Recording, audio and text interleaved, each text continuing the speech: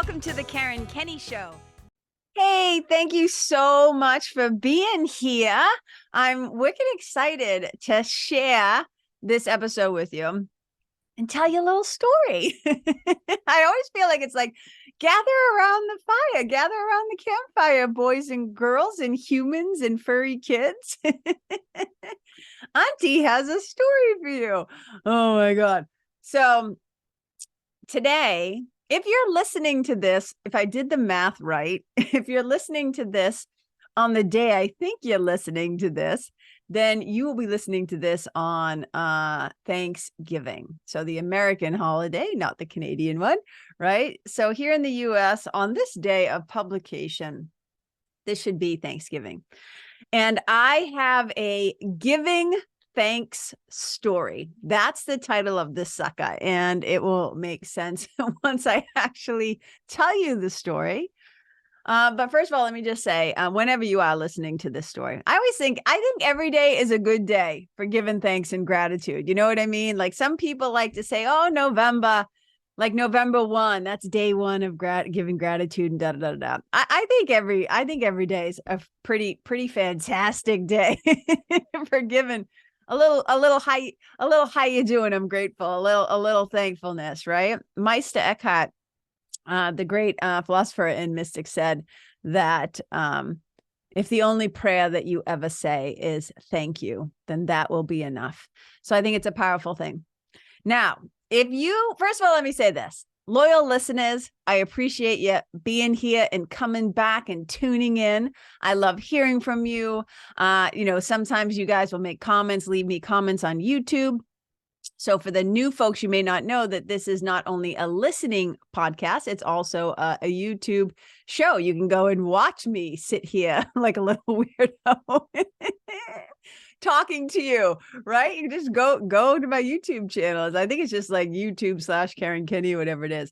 But you can find me if you spell my name right, Kenney. But you can watch and listen to this show. So for those of you who, tune in and listen, thank you. Sometimes you share it on the socials, you share it with your friends and family. I know fellow coaches who say, hey, I shared this with my coaching clients or my mentees or whatever. And I just really, really, really appreciate it. So thank you for helping me to spread the good word and to spread the love.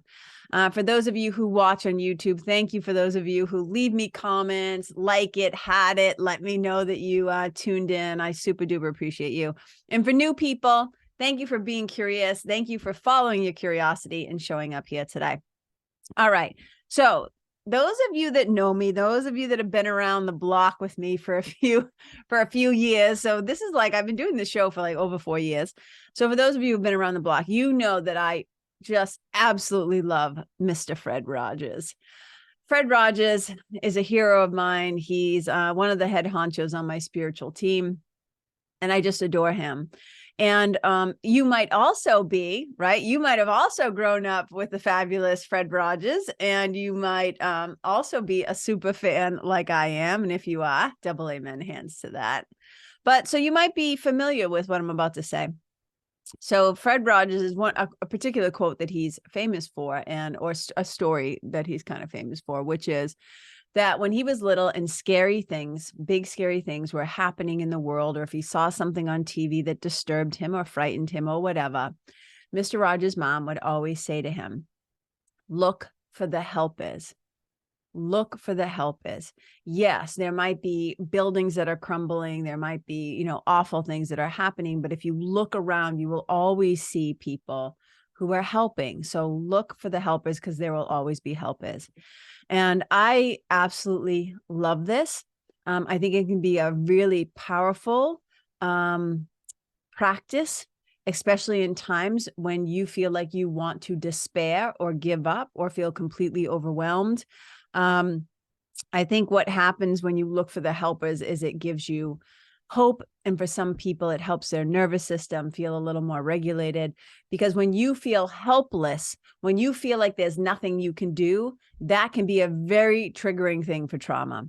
But when you look around and you see that other people are helping, it also gives you the courage and the confidence to maybe to step in and speak up or show up or raise your hand or volunteer or do something as well. And I think we can all agree, if you look around the world right now, it's kind of a shit show. The world's on fire. There's just a lot of awful things that have been going on in the world that are continuing to go on, but also new things, right? It's like another mass shooting. You see what's happening in the Middle East. You see all the atrocities, the bombings, the loss of innocent life. Feels like so many people have lost their humanity. I just don't even know how people do it to each other. I know we all have the capacity to do both awful things and to also do really incredible and amazing things. So I'm going to share a little story about why I'm talking about all of this today. So you may, again, if you've been around the block, you know that I often say STOTJ. Like I lift one of my hands, I kind of point it up towards the sky, towards the heavens, if you like. And I say STOTJ, spiritual team on the job. I talked a lot. I think I did a whole episode on spiritual teams. You can go and try and find that, but just think of your spiritual team members as divine helpers. Okay. And I often joke and say, I need a lot of help.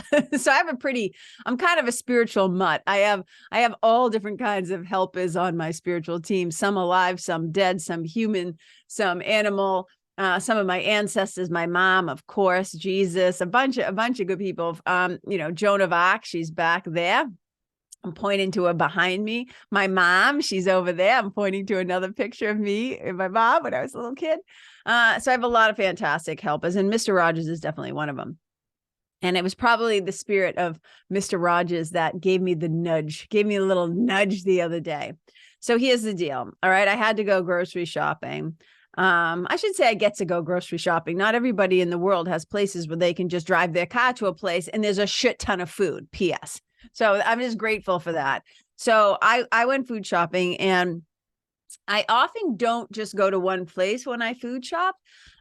Sometimes I will need a product that a particular store doesn't have. So luckily enough, the places that I go food shopping, there are often several grocery stores right across the street from each other, which is another kooky thing, right? We have 3 in this one particular area in Concord. We have like 3 grocery stores right across the street from each other. So I go grocery shopping, I gather up a bunch of stuff, and realize that there's one more product that I need. I could maybe do without it, but I would be an inconvenience. And I was like, I just want to go home. I don't feel like pulling into another grocery store and packing and getting out and walking around and right? Like privileged problems, you know what I'm saying? So, but as I have to make a decision, right? Because as I'm leaving the other parking lot, the other grocery store, I'm pulling up to the lights, and I got like about 5 seconds, right? Because I'm driving, right? I'm heading towards the lights, and I'm either going to go straight towards the lights and get on the highway, or I'm going to pull into this other parking lot. And at the very last minute, I talk about it like having word impressions in my mind. Sometimes it feels like a voice, right? There's an internal voice or whatever. You get the nudge, you get the intuitive hit, gut instinct says, pull in, right? Go right instead of straight. So at the last minute, I'm like, okay, I'm supposed to pull in. I'll just trust it. I trust that voice. I trust that inner voice with, I don't even know how to say it. I trusted a wicked, wicked, wicked lot. Okay. So I pull in and I'm like, I'm here for a reason. I don't have to know what the reason is, but I am clearly here. So I pull into the parking lot. I'm driving down. Now I was almost going to turn into when you turn into this parking lot, okay, you can either go left immediately and kind of park towards the back, or you can keep going all the way straight towards the front of the store and park closer to the, to the entrances. And again, normally I would just bang a left and go park in the back and walk it, stretch my legs, get a little walk in. But for some reason, again, it was just like I was being guided. from an inner compass, I always talk about like the inner GPS. I always say GPS stands for God's pretty smart. So my GPS was turned on and I was going forward. And then all of a sudden, okay. So you know how in a grocery store parking lot, you have the actual parking lot where all the cars are and the little corrals for the carts are, for the trolleys, as they call them in England, right? So there's that area. And then there's usually like a big lane, almost like a big enough of a fire lane, right? Where cars can drive back and forth right in front of the store. And then boom, the store is on the right-hand side. Usually the parking lot's on the left-hand side. Okay, I'm just trying to set up the scenario so you can see the scene in your head. I want you to come on this journey with me. So I'm driving now in that big lane, right? So the parking lot's on my left-hand side in the store, and the doors to the store are on my right. And I'm driving straight. And as soon as I'm driving, I turn in and I'm looking straight ahead. And I see this old lady on the ground. Okay. I see her gray hair. I see what looks like her shopping bags, not full, like empty, like she was. So I know now she's heading into the store. Grocery bags on the ground with her. And as soon as I see this, I'm immediately confused. I'm confused for two reasons, though.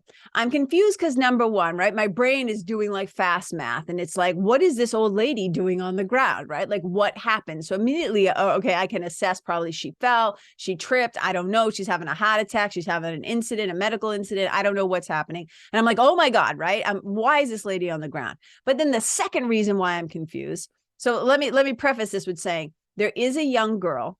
She's probably, I don't know, anywhere between like 19 and 22-ish, maybe a young woman, I should say, who's standing behind the woman. And she kind of has her hands on the old woman's back, like she was going to slide her hands underneath the woman's armpits from behind. So I see the young woman, I see the old woman. And the thing that confuses me, number two here, is why aren't other people stopping to help? Why are cars driving by this scene and not stopping to help? Why are humans, other human beings, walking past them into the store and rolling their cart full of groceries back to their car, but not stopping to help? So, I'm like, I could spend a lot of precious energy getting pissed and judging people. You can hear it in my voice, right? Maybe I was being a little judgy. I don't know their stories. I don't know what was going on in fairness, but still I'm like, what the fuck, right? So I pull up, I pull up, put my foot on the brake. I roll down my window and I say, because I don't also want to make something worse. So I roll down my window and I say, do you need help? And the young woman says, yes, please. So I throw it in park. I don't even care. I don't even care that I'm blocking traffic. I don't even care that people are going to have to go around me because they can deal with it, right? So I throw it in park, I hop out of my car, and I go over to assess the situation and see what I can actually do. First of all, it appears she's conscious, she's able to talk, and what has happened is, I was like, sweetheart, what happened? She's like, she lost her balance, she fell down. I don't know if she got lightheaded, whatever. So the young girl, so the way that the old woman is on the ground is she's kind of leaning on one of her hips, and her knees are bent. And so her feet are kind of behind her. So she's kind of like leaning against the shins, the front shins of the girl. So remember, the young woman is behind the old woman. The old woman's kind of leaning against the shins of the young woman. And so I'm now squatted down in front of them. And I'm like, okay, I'm trying to assess, right? I'm using like all my yoga teacher anatomy things. Like what are we going to do here? And so the young woman says, she just needs to get her feet out in front of her. And I'm like, okay. So I kind of try to roll the old woman a little bit to the side so I can start to bring her feet around. And the whole time, like literally, like, I'm like, is this okay? Is this okay? Is this okay? Because I want to make sure, I don't know her flexibility. I had never met her before, but I want to make sure I'm not about to tweak her knee or hurt her ankles or do something awful to make it worse. And as I'm checking in repetitively, repeatedly, like, you okay? Is this okay? Is this okay? And she's saying, yes, yes, yes. Yes. So great. I get her feet now out, in front of her. And And there's no way that this woman is going to be able to like get up from this position. And then the young woman says, you know, I think we just need to like get her feet flat on the ground, which of course makes total sense, right? So I start to bring the woman's feet like right in front of her. And I realize that she does not have the ankle flexion. She's not going to be able to get her feet flat on the ground. But what I could do was get her heels on the ground. So now you can imagine, now the woman is facing forward. Her knees are facing up towards the sky, and her heels are also on the ground, and her toes are kind of facing up also, right up in the air towards the sky. So I do some fast math in my head about what has to happen. The young woman is still supporting her from behind. And I'm also realizing this is all happening very fast, but there are still other people just walking by, not saying a word, not slowing down, not offering to help. Okay, great. But we're on the job, and that's all that matters. So I realized, like, okay, so you know how Charlie Chaplin stands? Okay. So I realized, like, I'm going to have to wedge my feet underneath this old woman's feet, and at an angle, like how Charlie Chaplin would stand, to kind of brace her. Now, thank goodness she fell close to a parked car, a car that was in the handicap zone. I don't know if that was her car or not. So I leaned back kind of like against that car to get some bracing, because this woman is, you know, a little bit bigger than us. And so I'm like, okay, because I'm going to need some leverage. So kind of bend my knees. I wedge my feet in there. I take hold of, I didn't grab her. I took hold of the old woman's hands and her wrists. And I'm like, okay, sweetheart, just hold on. And she kind of, you know, uses her little wrinkly, you know how when we get older, I mean, look who's talking, me too, 55, as we get older, our skin gets a little thinner, right? So I'm just looking at her hands and her knuckles, and I'm like, oh my gosh. She grabs a hold of me, and I say to the woman, the young woman who's helping from behind, who was the initial hero on the scene, right? And I said, you ready? And she's like, yep. And I'm like, okay, 1, 2, and I pull from the front. The young woman lifts and pushes from the back, and we get this woman standing. Okay. Now at this point, there's finally another woman, probably around my age, maybe a little bit older. She's walking towards us, and she sees what's happening, and she's like, oh my goodness, can I help? Do you need any help? And so the old woman says, I just need to, get my bearings. I just need a minute to, like, kind of catch her breath and get her balance and get her bearings. Those 3 important B's, right? Her breath, her bearings, and her balance. And so she's standing there, and she starts to explain what happened. She says, I was trying to get that cot over there. And she kind of points. And I say, oh, to the shopping cart over there. And she's like, yeah, I was trying to get to it, but I lost my balance. I'm like, oh my God. And thank God, you guys, she didn't crack her head. She wasn't bleeding. She didn't look like she had any cuts. She just kind of like fell down. Oh my goodness. So the woman who had just walked up says, do you want me to go get that cot for you? And she's like, yes, please. And like, my heart is just like up in my throat, So the woman rolls, goes and gets the cot, brings it over to the old woman. She's now had a few beats to, like, get her bearings, to get stable. She seems to be okay. And so she's like, okay, like, I said, do you want us to stand here with you? Right. And that's when, like, for some more time, because we stood with her for a little bit. Do you want us to stand here with you? She's like, no, I think I'm ready. And so the woman who had gotten the cot for her says, okay, sweetheart, I'm gonna, like, walk in. I don't think she called her sweetheart, but she's like, okay, I'm gonna walk in with you. Okay. And so she puts the woman's bags, her shopping bags, into the cot. She puts the old woman's hands on the cot, and then she puts her hand on the old woman's back, and she starts to walk alongside her. Okay. So now they're starting to move. I turn to the young woman and I say, like, because at first I thought, this young woman must know her, because when she was like, she just needs to get her feet out in front of her, she needs to get her feet flat on the floor, I thought maybe this is her granddaughter, maybe this is her caretaker, I don't know. And what was so fascinating, and again, just made made my hat grow. Like, you know, when they say the Grinch, like his hat grew like 3 sizes that day, right? Like that's what it felt like to me.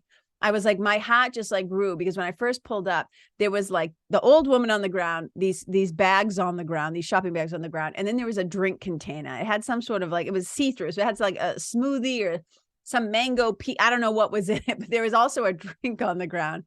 So this young woman, I said to her, is she with you? Are you together? Because she obviously wasn't offering to go into the store with her. And she said, no. And I said, so now I'm playing out the pre-scene before I got there. So this young woman comes out of the store, sees this woman either fall or sees her on the ground, and immediately does something, goes into action, puts her cup down, rushes in to help. And I say to her, so you're not with her? And she said, no. And I literally like grab her by the arms, right?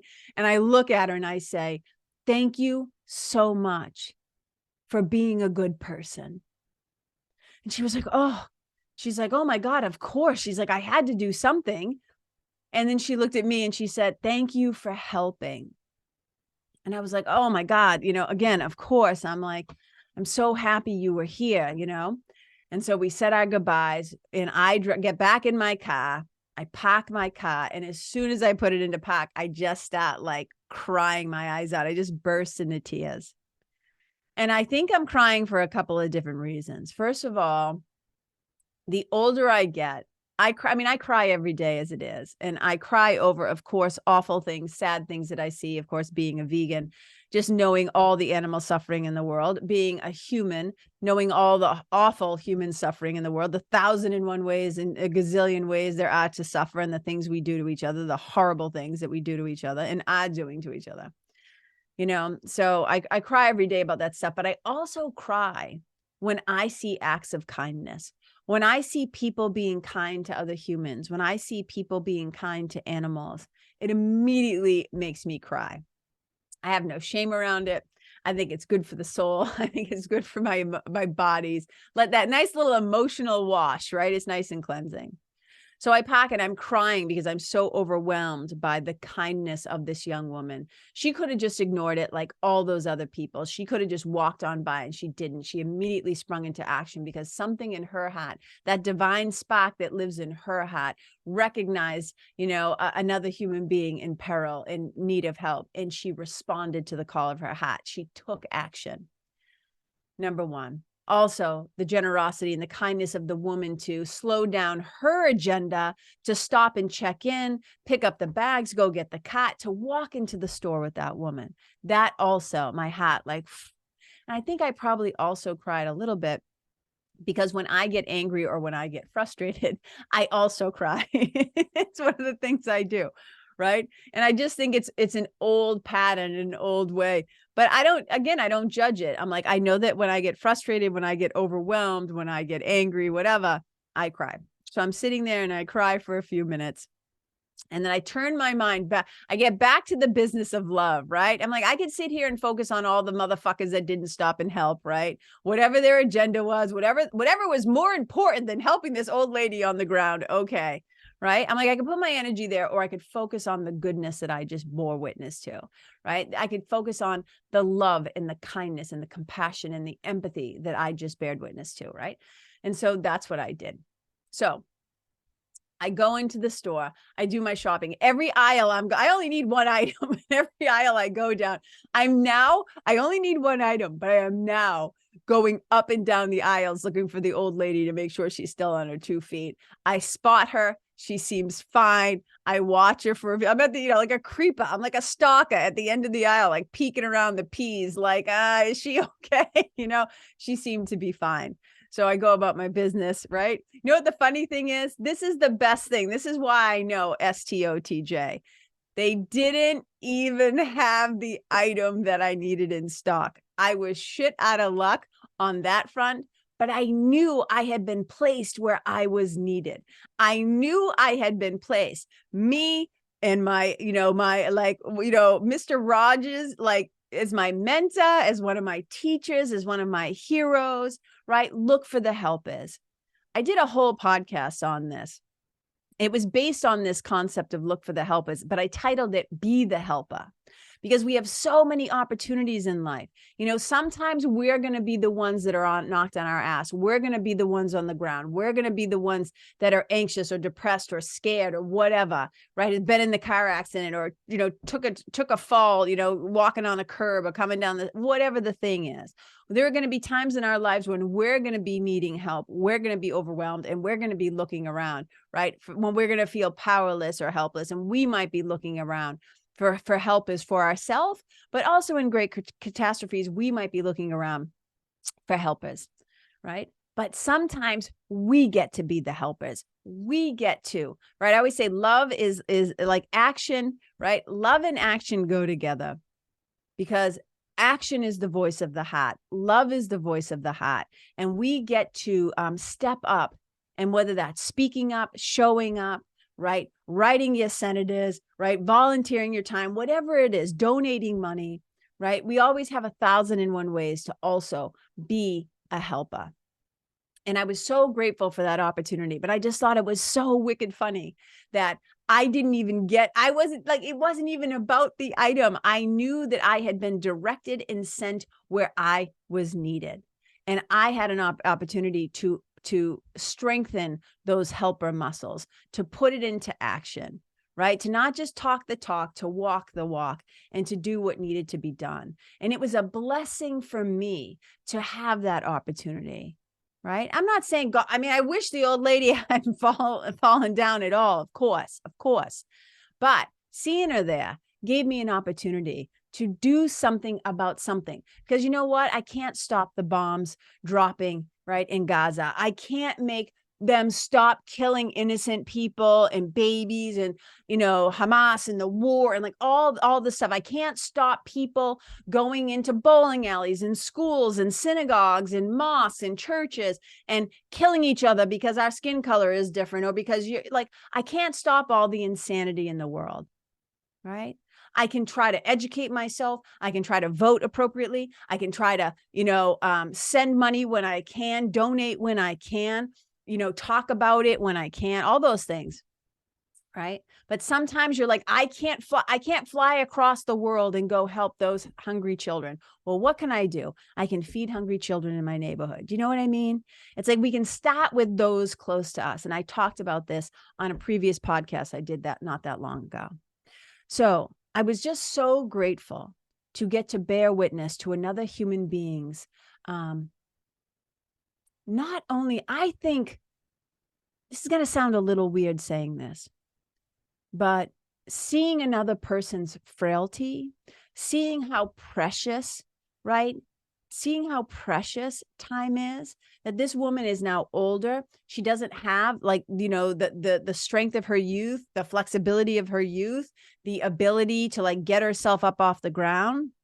And this is also just another little opportunity for a little So let me say this, but her frailty or her vulnerability in that moment allowed me to strengthen my muscle, and it allowed that young woman also to help, and it allowed that other woman to also help. And it gave us an opportunity to have connection, to gather around another being, human or animal, but in this case, human, that needed help. And we were able to, I can't imagine any of us are ever going to forget that. I know I'm not going to. I mean, unless, God forbid, I lose my mental faculties. But I think that's going to stay with me forever. And even if my brain doesn't remember, my heart will remember. Okay. So, but here's a little PSA off of that. Okay. They say one of the number one reasons that old people, like the elderly, end up going downhill is because they don't, when they fall, when old people fall, they often don't have the flexibility to fall well, and they also don't have the strength to get back up. And if you're not doing weight-bearing kind of exercise stuff, like lifting weights, right? Like keeping your bone mass up, keeping your spine flexible, keeping your joints healthy, if you're not moving your body and staying active and staying fit, right? It can be a lot harder. This is no judgment, PS, on that woman. I'm just saying, if I didn't, do what I do to keep my body strong, I might not have been able to get that woman up off the ground. If that young woman didn't have, right, the strength of her youth, right, she might not have been able to also help get that woman up off the ground. So this is just a little PSA, especially to women, right? Especially to women, to keep up your strength, to move your body, to stay strong and to stay flexible as best you can. So find movements that make you happy. For you, it might not be lifting weights. It might not be going to the gym, but some good body weight bearing exercise, some calisthenics, some movement, whatever it is, right? Some yoga, whatever it is, to keep the body strong. Pilates, dance, however you love to move, walking, hiking, whatever it is. So important. It's so important.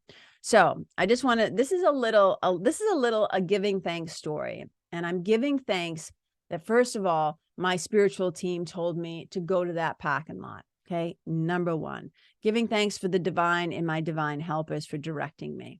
Giving thanks for that young woman who stopped and took the time to be a helper. Giving thanks to that other woman for also stopping to take the time to be a helper. Giving thanks to that older woman to be vulnerable enough to receive the help.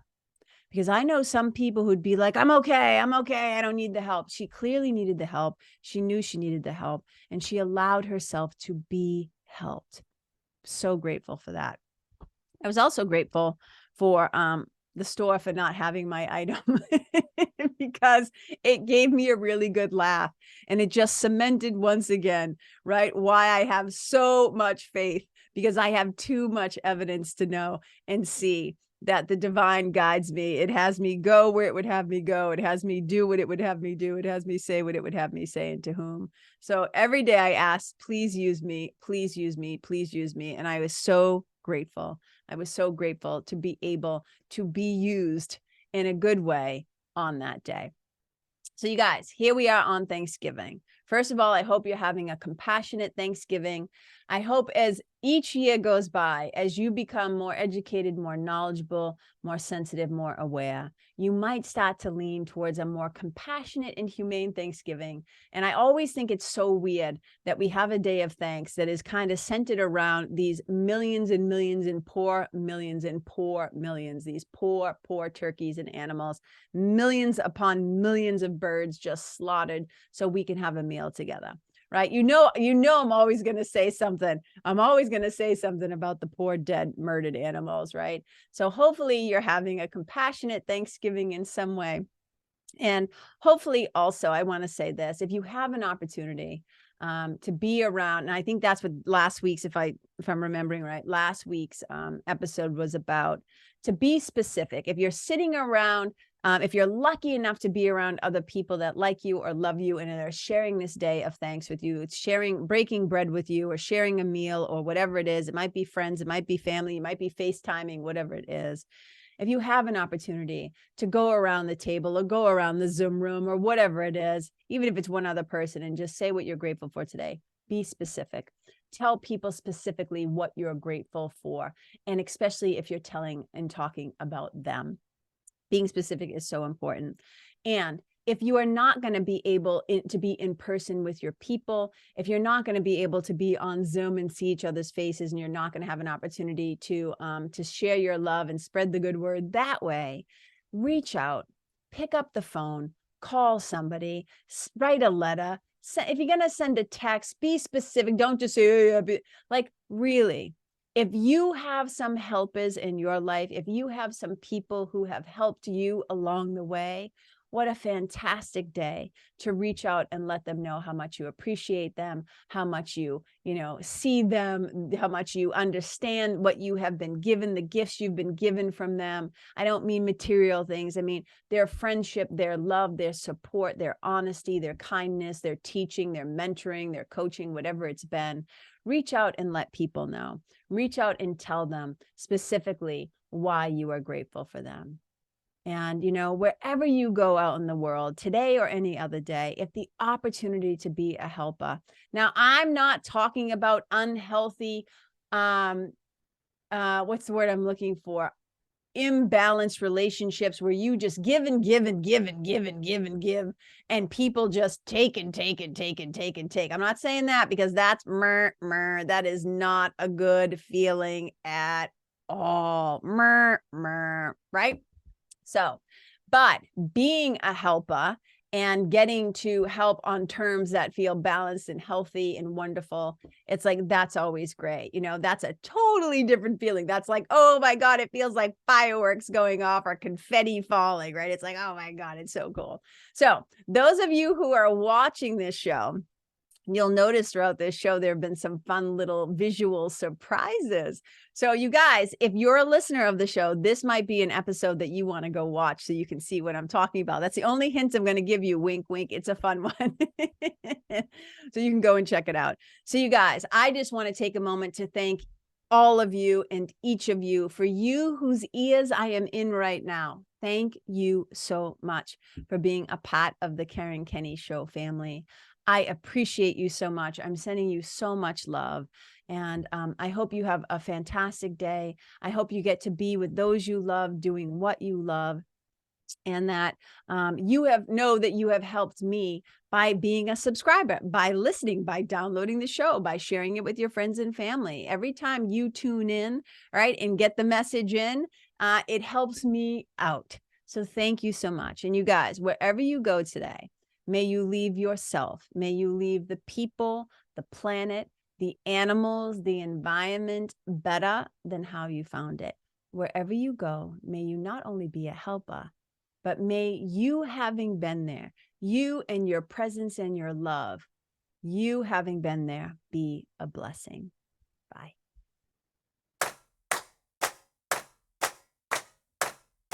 Hey, you guys, thank you so much for tuning in to this episode of the Karen Kenney Show. I super duper appreciate your time, friendship, and support. And look, if something that I shared from my heart today somehow landed in yours, I'd love to hear about it. So please tag me on Facebook or Instagram or IG stories or wherever the cool kids are hanging out these days, and let me know what your favorite part was or what you found most helpful. You can find me over at Karen Kenney Live. That's Karen, KenneYlive. And if you're digging what I'm saying and you want to hear more, I'd be wicked grateful if you could go to iTunes and subscribe and leave a review, because you guys, that's how you'll help me to keep spreading the love. And if you can think of someone that could benefit from hearing this episode, please share it with them. I'd also love to stay connected with you. So if the feeling is mutual, please go to KarenKenney.com/freebie and download my free guide to building your spiritual team. Until next time, my brothers and sisters, keep living in the fearless flow. Know that I see you, I appreciate you, and I love you. And wherever you go, may you be a blessing.